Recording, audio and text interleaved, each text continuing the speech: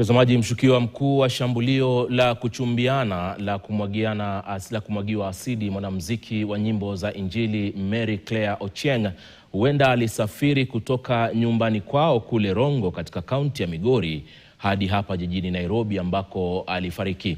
Baada ya kukaa kwa miezi nyumbani kwao katika kipindi ambacho wanaomfahamu wanasema kwamba alikuwa na msongo wa mawazo, Elvis Opiyo ambaye alifanya kazi katika idara ya ujasusi hapa nchini inadaiwa alijitoa uhai muda mfupi baada ya kuandika ujumbe mfupi kwa mkewe. Mwandishi wa masuala ya usalama Francis Ontomwa na taarifa zaidi. Walikutanishwa na muziki mwaka 2019, mapenzi yakachanua, lakini baada ya miaka 4 ukafika wakati wa kutengana. Lakini kuachana hakukuwa rahisi kwa yeyote kati yao.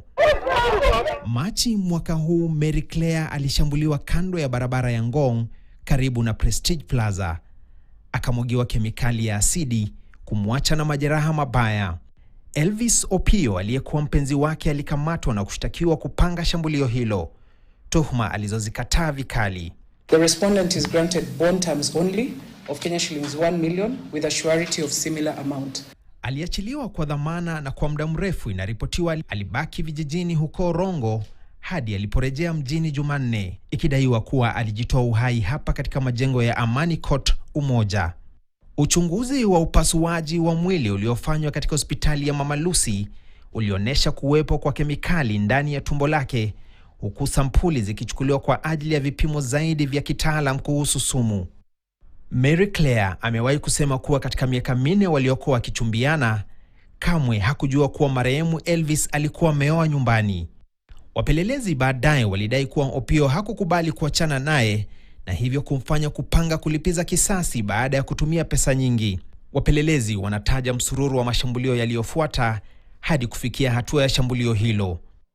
Maelezo ya ujumbe aliyomtumia mkewe bado hatujayabaini. Jumatatu, siku moja kabla ya kifo cha Opiyo, ripoti zinasema mtuhumiwa wa 3 katika kesi ya Mary Claire alikamatwa akihusishwa na mipango ya shambulio hilo. Mary Claire anapoendelea kupona, baba wa watoto 2 sasa ameondoka duniani katika njia ya kutisha zaidi, akiacha familia changa na maswali chungu nzima. Baada ya kifo chake kutangazwa rasmi mahakamani na kuthibitishwa kupitia nyaraka zinazohitajika, kesi dhidi yake itafungwa rasmi. Hata hivyo, kifo chake hakimalizi hatua zozote za kisheria zinazotokana na kesi hiyo.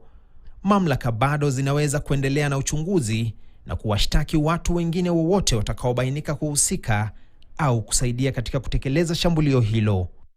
Francis Ontomwa, KTN.